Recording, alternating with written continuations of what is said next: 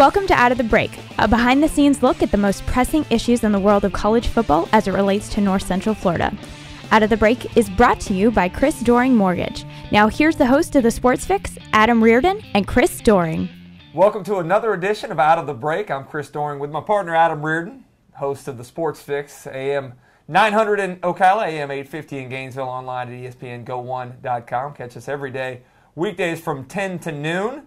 And for those of you counting, this is episode 6. This is not like Star Wars, but episode 6 here of Out of the Break.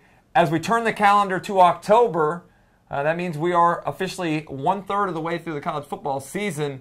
And before we take a look ahead at what lies schedule-wise for the Florida teams and some of the SEC teams, let's take a look back at that first third of the year. Obviously, pretty good first month of the season for the three big schools here in the state of Florida. So you got two teams that are undefeated right now in Florida and Florida State. Miami right now with just one loss. And I think that if you took, at the beginning of the season, and you took a poll of people, I guarantee you less than 10% of people before the season started would say at this point of the season, all three, Florida, Florida State, and Miami, right now look to be viable options for their division titles, whether it be the SEC East or the ACC Coastal and Atlantic. Right now, if you're a fan of Florida, Florida State, or Miami, I think today you're probably pretty excited where your team's sitting right now. I'll give credit to your team, the Miami Hurricanes. I thought they were done after that disastrous trip to Manhattan, but they've been able to regroup, shown a lot of heart. I think a lot of that goes to the personality of their head coach, Al Golden.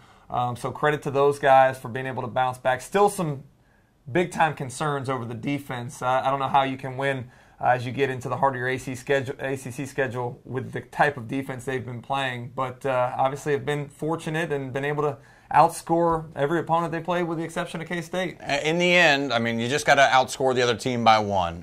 We've seen games in college football this past weekend. Teams are winning 70-63 in college football nowadays. Those count just the same as winning 17-0 in football. So for Miami, they're winning the way that they can win right now. Is their defense good enough to be nationally relevant? Again, we talked a week ago about are the big three back? Is Miami back? The answer is no. You can't be back when your defense gives up 36, 37 points a football game. To me, that number has to come down. A team that feels like it's getting back, though, is Florida because of the fact that their defense, especially in the second half of some of these SEC football games, they are stopping teams from scoring. They are doing big things on defense. And Florida right now controls its own destiny in the East and look like a much more viable option than I believe they would have been at this point in the season. I'm not surprised by the defense. I'm a little more surprised by the development of the offense. I think obviously Mike Gillislee has been a key to that resurgence offensively, and obviously the development of Jeff Driscoll has allowed the offensive playbook to be expanded quite a bit from where it was last year under Charlie Weiss. But I think that clearly the strength of this team still is the defense. You look around the conference, this was not a great week, around the country for that matter, not a great weekend for defenses. You had the scoring fest up there in West Virginia, in Athens there, Tennessee and Georgia going back and forth. I was really surprised that Georgia gave up as many points as they did, obviously getting Ogletree back and Bakari Rambo back as well. Jarvis Jones was more healthy. I thought they would have their way with Tennessee, but Tennessee went up and down the field on them. Very surprised by that. I think you look at it, Florida defensively looks to me the most like the Alabama and LSU's from the West, and we know how that recipe tends to work out within the Southeastern Conference. So the South Carolina defense gave up a bunch of points to Kentucky early in that football game. I really like the way that things are kind of positioning themselves for Florida as a whole at this point in time. Did you think it would be this way, though? I mean, before the season started, didn't you have the feeling that Florida was probably number 3? I mean, and I don't want, with all due respect, almost a distant number 3 from Georgia and South Carolina. Now, a third of the way through the season, I don't see much difference at all overall between Florida, Georgia, and South Carolina. Either one of those three teams, I think, could represent the East in Atlanta, come December. In Tallahassee, the expectation level obviously very high. Florida State remains in the top 5 in both of the polls. But I've got some concerns about Florida State. We saw a great offensive output against Clemson and then came back against USF and really had a little bit of a ho-hummer. I think it had to do a lot with the fact that this was kind of coming off a big game against Clemson. You didn't maybe get the best effort. But this is a team that I think their schedule lends them the opportunity to have some letdowns and really not get hurt by it too much. No, I think that when you look at their schedule and their roster all at the same time, that roster with that schedule, I mean, it's a math equation, equals success for this season. They've got really a couple games left on their schedule. I don't think Miami's at their level, but playing against Miami for Florida State is a big rivalry game, and one team can get up. We've seen the less talented team win games in that series before. They've got Virginia Tech on a Thursday night, and then they got Florida at the end of the year. But those games are spaced out so well for Florida State that with the talent that they have, they're going to be they will still be favored in every game they play the rest of the year. And if they just live up to that expectation, with a little bit of help, they could be back in Miami at the end of the year for the national championship. Are we maybe being fooled a little bit by the wins that they've had to this point in time? Let's look at it. USF is a team that lost to Rutgers at home early in the season. Lost to Ball State previously. Clemson gave up a bunch of points to Boston College this weekend. Wake Forest was knocked off by Duke. We saw the first two games that were just throwaway games. So are we maybe getting a little false sense of security from the schedule that they've played to this point in time? We talk about this in college football time. You can only play the teams that are on your schedule. Yeah. And for Florida State, unfortunately for them, people are going to be able to look at it like that. I know this. Clemson's a good football team. They won the ACC last year. Did they get blown out in the Orange Bowl by West Virginia? Yeah, they got 70 hung on them, and that's everybody's recollection of that football team. They're a good football team. They got great athletes. They come into the state of Florida and recruit almost as well as the Big Three do. So I know that Clemson can play, and the way that they handled Clemson in the second half showed me that at their highest level, when Florida State plays the best football they can play, they are one of the top 3 teams in the country. Now, can they do that week in and week out and not get tripped up like they have in years past? We will see. But they'll be favored in every single game because they're better. And that's a good football team. You just may not know it until you see them in a game, in a bowl game versus an SEC football team or at the end of the year against Florida, depending on how the rest of their season shapes up. Side note here before we take a break and come back with a preview of the Florida LSU game, want to make note of one of the other teams in the state. UCF gave an SEC team, Missouri, pretty much all they can handle in that football game. So maybe a team we should be talking about a little bit more here within the state. Well, the folks in Vegas had UCF a 2-point favorite over Missouri coming into town. UCF, a team that it's a good football team. They're a good football team. Are they good enough to beat SEC opponents? No, not right now. But I think that inside the state, when you look at the Big Three, which we always talk about, you don't have to look very far down a rung or two to get to UCF. USF gave Florida State a bit of a handle here this week, and we've seen them knock off Florida State and Miami in the past. We've seen FIU have some success recently. FAU, probably back a little bit from them as well. But I mean, there's plenty of football inside the state. So wherever you live, you're bound to be able to go drive just a little bit of a distance and check out a pretty decent football squad. All right, we're going to take a break right now. When we come back, it's time to look forward at what is the game of the year to this point in time on Florida's schedule. They got the second best team, I'd say, in the country in LSU, even though the coaches and the AP don't agree to this point in time. We'll take a look at LSU and how Florida matches up with them. Stick with us.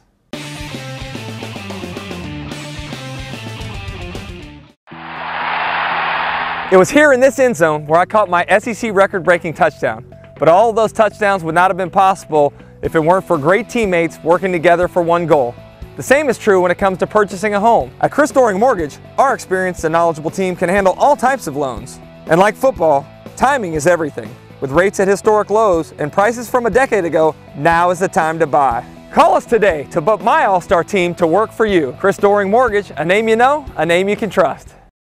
Time now to take a look at this week's game against LSU. Florida takes on, the number 4 team in the country. LSU's taken a step back in each of the last 2 weeks in the polls. But this is a team, I equate this to like when you're watching the Weather Channel and there's a hurricane out there brewing in the Atlantic, and everybody's warning you on there. I know it's only a Category 1 storm, but be prepared. Make your plans now. This is a very dangerous storm. I look at LSU the same way. We saw them kind of walk through Auburn with a less than impressive performance. The game against Towson obviously was not their best, but this is a team that is very dangerous. They have a ton of great players at every single position, and if you take them lightly, which I don't think Will Muschamp, the coaching staff, or the team is in any way, But I think that a lot of the Gator fans in general are saying, this is an LSU team. This is not what we expected. We got a great chance to knock these guys off, which I think Florida does. But you can't take LSU lightly. No, there's no question. This is a team that, history bears it out here. Recent history bears it out. They're built for success. They're going to be able to run the football. They're going to be able to play great defense, and they've taken that that deal there, and they've won national championships. They competed in the national championship game last year. They only lost to an Alabama team, a team from the SEC, who, by the way, that way of winning, they're the only team that does it better than LSU. Yeah. So when LSU comes into town, are they flashy? Are they sexy like West Virginia is right now? Do they have big-time, huge playmakers on the outside like a Sammy Watkins? No, they don't have all that stuff. But they really don't need it. They've got a stable of running backs that they're going to be able to pound the ball with. They got a kid at the quarterback position who I believe in the future people are going to look at and go, he is one of the better quarterbacks to play at LSU. You don't have to reach very high to get to that level. But they're going to play great defense. They've got a bunch of great athletes. You pay attention to recruiting. They're in the top 3 each and every year. I think you're right. Don't be fooled by this lull right now for LSU. The fact that they didn't play great at Auburn. Townsend comes in. They sort of sleepwalk through that one. They're down in the second quarter. I know it's a bit of a shock to the eyes to see that, but they end up pulling it out. This is a very, very talented football team. And make no mistake about it, for Florida fans, this is the most talented team Florida's going to see to this point this year. I can tell you that for sure. No doubt about that. You look back to last season, the way that LSU went about winning football games, it was predicated on playing very physical on both lines of scrimmage, running the ball, wearing teams down. And you saw it in the second half of most every football game last year where they just blew the opponent away because of that physical style of play. And that was a point of emphasis for Will Muschamp during the offseason in terms of recruiting, where they've gone out and tried to get better on both lines of scrimmage. And also the offseason conditioning. Jeff Dillman, the new strength coach that's been brought in, that was one of his main objectives, was to make them a more physical football team. I do like the matchup for Florida in this football game for a couple reasons. One, LSU, you saw the blueprint for how to beat them last year. And I know Jordan Jefferson's gone, but Zach Mettenberger has not been all that impressive to this point in time. LSU has 4 good running backs that all average over 5 yards a carry. So what you do if you're Florida, you have to take away the run. The way you take away the run is you load up the box, you make it your one mission to take that away. And I like Florida's chances on the outside of matching up with the skill position players, Odell Beckham, Kadron Boone from Ocala. I think Florida's corners and safeties will do a good job of playing in cover one situations where they're playing man-to-man across the board on them. And being able to take away the run, you saw how ineffective LSU's offense was last year when they weren't able to run the football. The quarterback must make plays, and I'm not sold Zach Mettenberger's at that point in his career yet to where he can go out and beat a team like Florida on the road in the swamp. The thing about Mettenberger is this. We remember his name 3 years ago at Georgia. Bottom line is, the guy's really essentially on the football field a freshman. This is his first real opportunity. A lot like Jeff Driscoll, I don't know that maybe he's been given the entire playbook to start the season, and they're maybe just trying to get him comfortable to work himself into the offense. In this football game, whether you're Driscoll here at Florida or you're Mettenberger at LSU, you got to have the entire playbook at your disposal because LSU is going to do the same thing Florida wants to do. Stop the run, force a young quarterback who has a lack of experience, big game experience, to beat you. It's funny because these two teams are essentially going to go out there and look the exact same. They're going to want to do the same thing. Gillislee's Florida's going to want to get Gillislee going. LSU's want to get their running game going. And both defenses are going to be out there to stop them, to force the younger quarterbacks, the guys with the least amount of experience, to beat them.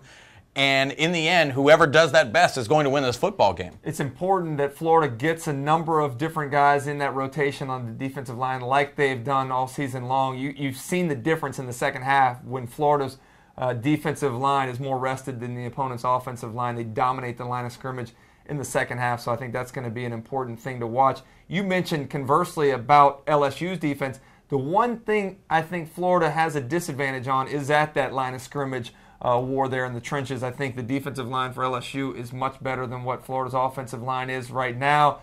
That advantage of being able to potentially stop the run without having to commit an extra guy in the box, maybe play with a too high safety look more often, will make it difficult to throw the football. So you have to be effective running the ball, even if early on you're getting stuffed, even if early on you're not having a lot of success. Brent Pease is going to stay with the running attack, make sure that they commit to having some balance to where you can get that safety down in the box and take some shots down the field in the passing game. I think you have to have success early in being able to run the football to kind of dictate what LSU is going to do defensively. I think one major positive for Florida is this. Jeff Driscoll got the starting job because of what? Essentially, his mobility, the fact that he can move with his legs, create time for himself, create positive yardage should he be flushed. Mettenberger's not going to do that. He's not that kind of athlete. So when I look at it, and this game seems so even to me, the one thing I can see to kind of push the scales in the favor of Florida is Driscoll may be worth a first down or two more than Mettenberger is. And when we're talking about a game that could be decided in the last minutes, that extra first down or two, that's 15, 20 yards closer. If this game comes down to a field goal, you've got the best kicker in the country, and giving him an extra 15 yards is almost like money in the bank. Well, you make a great point in terms of the running ability of Jeff Driscoll. Maybe he's not Tim Tebow, but if you have some called quarterback runs where it does force the defense to worry about him and maybe try to even the numbers by getting somebody else down in there, that could be something to keep an eye on. So we'll see if Brent Pease goes with some called quarterback runs early in the football game as well. Now, time for predictions here. I know that I saw that the Vegas has LSU as only a 3-point favorite. Surprised by that? No, I think it's right about. Yeah. I mean, what do we say that 3 points is what the home field advantage is worth. So Vegas really believes that LSU is a touchdown better. I believe that LSU wins this football game 24-23. I don't think that they're a touchdown better than Florida. I think Florida is much better than I thought they would be at the beginning of the year.